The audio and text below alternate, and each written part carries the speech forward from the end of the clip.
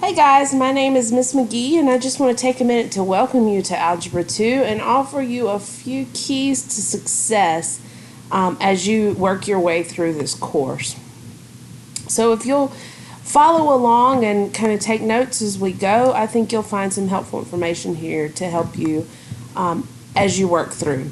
So during this show, the slideshow, if you will, like I said, follow along carefully, maybe even take notes or write something down as you go, because you'll find some good tips in here to help you as you move along. And if you do have any questions, as always, I'm available through teacher message if you need to get in touch with me. So a little bit about myself. I have 2 children and a husband. You can see us here. My oldest daughter is 11 and she's starting 6th grade this year, and my youngest is Parker, and he is starting 3rd grade this year. So there's my son and my daughter, and we have a Great Dane, Moose. He's kind of our 3rd child. We love him very much. All right, so I do have a degree in math from Francis Marion and a master's in USC. I've been teaching 12 years now. I know this is 11th year, but it is my 12th year teaching. I enjoy spending time with my family. We like to go, that's a picture of us appling. We go appling every year in the mountains. We like to fish and camp and hunt. We're big Gamecock fans, so go Gamecocks.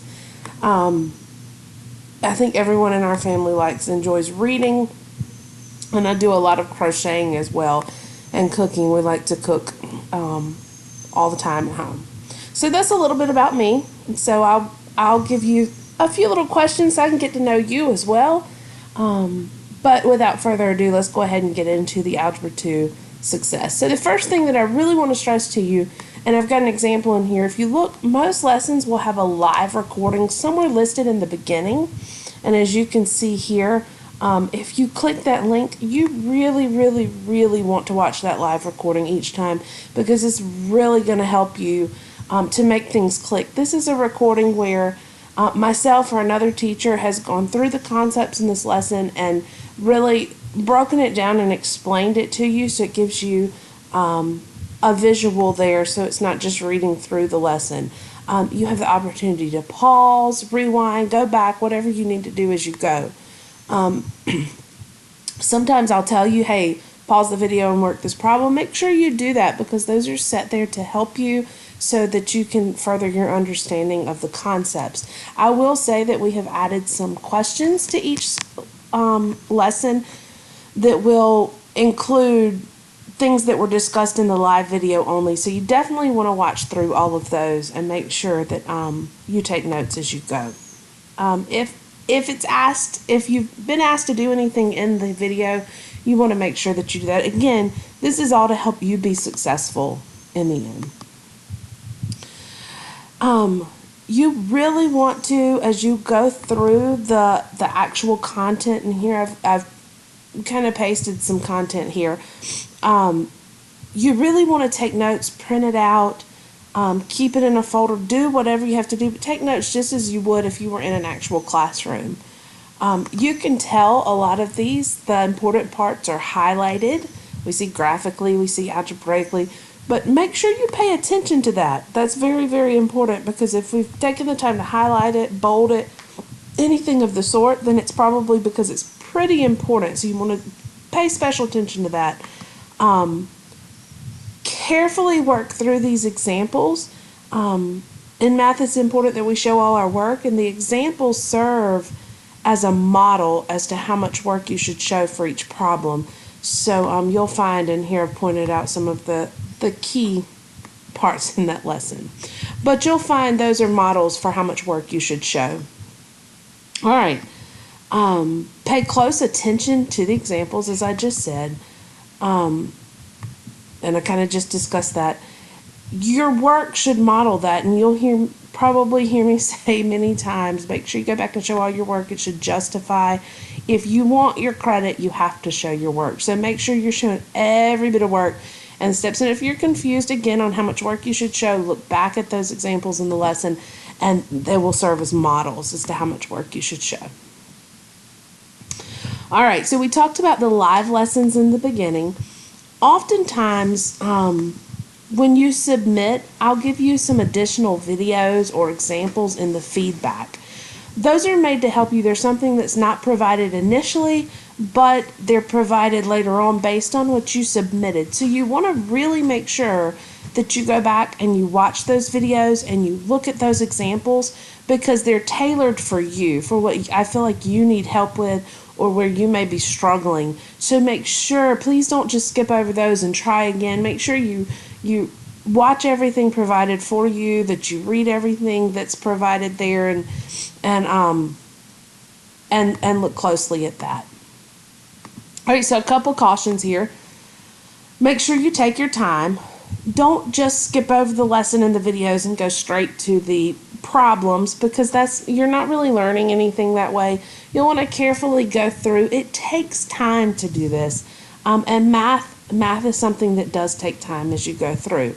If you do just go straight to the answers, again, you're wasting one of those submissions, and you don't want to waste a submission there when you only have 4. So make sure you're taking your time as you go through. Again, and I know I keep saying it, do not skip the live videos at the beginning. They are made to help you, and they will help you if you watch. Again, that's just myself or one of the other math teachers going through and explaining everything in the lesson. Okay, feedback. So you want to really, really, really use the feedback to help you. Read through it carefully. This is personalized to you. I spend a lot of time tailoring your feedback for you to try to help you and further your understanding. So make sure you read through it before resubmitting. Make sure you've read through it very carefully.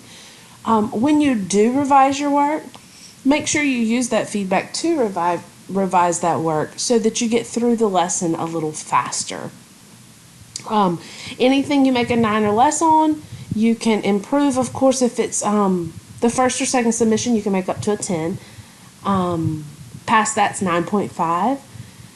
But you can always revise there. You've got those 4 submissions to work through. As you do submit revisions, make sure you're only submitting the problems that needed revision and not the entire lesson again. It'll just save time for me being able to grade it and get it back to you in a timely manner also. Okay, so if you need additional help, and if you've been with us before, this is a little bit different. There are 2 places that you can kind of resource here. Now, always, if you need help, you can schedule an office appointment with me, and I've kind of pasted here a copy of what it'll look like on your end. If you just click the button for the time that in the calendar there that works for you and schedule a time, it will automatically go to my calendar. If there's already somebody booked for that particular time, it just won't show up at all for you. But if it's there, go ahead and book it.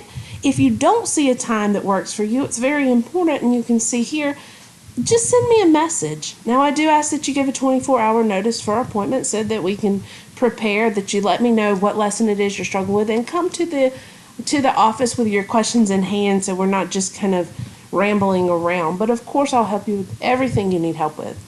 So something kind of new here also is there's a website. It's a personalized website, and I'll be adding resources to it for areas in which students are struggling. Maybe there's a particular concept, so additional things that you can go and you can look, hey, let me check the website and see if Ms. McGee has anything listed maybe for graphing quadratic equations, and that very well may be on there and something that you can find. So if you just click where it says click here to enter Ms. McGee's website, if you just click there, you can kind of explore around and see there. So great ways. And of course, you can always send me a teacher message also if you have a question. Now, you will need a graphing calculator, and I know these can be a bit pricey, but they're really, really, really going to help you. You can find one online. I would really advise you to have a physical one in your hand. It'll really help you as you go through. So this is the 84 plus. You can do the 83 or the 84. I have a link. Download instructions here. If you can't get the actual physical calculator, there's a 90-day trial through this website if you want to go there. If this is still an issue for you, send me a teacher message. I have a couple other options that we can run through and try if these don't work. Okay, so your success, and of course we want you to be successful. If you've not been successful in the past in math, don't worry, we can change that. This is a different setting, a new way of doing things, and I am sure that you can be successful here even if you weren't in the past. So we want to start over fresh and get going. Don't struggle. Let me know as soon as you start struggling, because math, as you know, builds on itself, and so we don't want you to get behind. Normally it's something that I can help you with at that moment in time, and then you can move forward from there. So as soon as you start to struggle, go ahead and book that appointment, or send me that message, or go to the website and find the resources. But let's try to get that done. He cannot do that. So that you can finish the courses successfully. So remember, I'm here to help you get through this. You are not on your own. Now, I have to mention attendance for a little bit. Remember, every day you should at least work 1 hour, 5 days a week. The days of week are not specified, but we do ask that you work 5 days a week so that you can get those attendance credits. Now, you have to submit qualified lessons, which means they show that you have worked at least 1 hour per day. So you want to make sure to get that attendance credit that you are, you're showing. And we'll talk about partial post in just a minute. As you work through your lesson schedule, the live lessons should last 15 minutes or less. I don't think any of them, in fact, I think we've tried to cut most of them down to 10 minutes or less now. But they are so critically important. So watch that live lesson. Study the content, whether you take notes, whether you print it out, whatever it is you do. Study that lesson content that's going through the examples and going through the definitions and concepts there. I would advise you to work through the examples along with the solution guide there for each example to make sure that you're able to do it. Any additional videos that are provided, maybe up to 10 minutes, maybe no other videos are provided, but if they're there, they serve as a reference and a resource, so you should definitely make good use of those. Now, when you submit a lesson, if you have spent all that time we just talked about going through the lesson and you've do a couple of the problems, submit as a partial post. You can only do it as the first submission once per lesson, but go ahead and submit that so I know that you've worked an hour and you don't get too bogged down. That's perfectly okay if you want to do it that way. Now, once that happens, you really want to submit revisions based on the feedback that I provided you on your second submission. So on your first submission, I'll give you feedback on the problems that you do submit to me, even if it's not all of them. So if you just do the first 2 problems, I'll give you feedback and say, hey, you're going in the right direction, or whoa, let's stop and take a look. So revise those ones that I give you feedback on, and then go ahead and finish the rest of them and turn those in as your second submission. And then you can go from there with the feedback. So yes, I believe that you can do it. Absolutely. You need to follow the instructions that I've gone through here. Make sure you're following the feedback for the revisions, that you're reading through the lessons and watching the videos. I am here to help you always. So if you need me, you can teacher message me. Don't use the submission to reach out. Rather, use the teacher message that doesn't use up one of your submissions. But of course, you can reach me through teacher message.